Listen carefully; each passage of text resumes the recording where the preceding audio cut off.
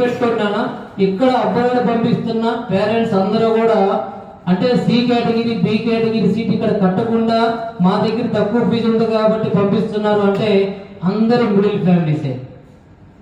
ఇక్కడ మీరు అక్కడికి వెళ్ళి అంటే ఇక్కడ సార్ మీ మీద ట్రస్ట్ ఉంచాము, ఇక మాది ఎంబీబీఎస్ అయిపోతుంది, మేము డాక్టర్ అయిపోతాం, మీరు అలా చెప్పారు ఇలా చెప్పారు, ఇలాగంటే కూడా మీ తల్లిదండ్రులను కూడా మీరు గుర్తుపెట్టుకోవాలి స్టూడెంట్స్ అందరూ.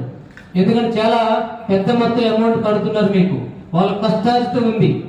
అంటే మీకు చెల్లించే ప్రతి రూపాయి కూడా వాళ్ళు చాలా కష్టపడ్డారు. అంటే ఈ రోజు వాళ్ళు ఏ స్టేజ్లో ఉన్నారో నాకు తెలియదు, కానీ మీరు కష్టపడి సంపాదించిన ప్రతి రూపాయిని మీకు ఈరోజు ఒక పెద్ద మొత్తంలో యూనివర్సిటీ చెల్లిస్తున్నారు.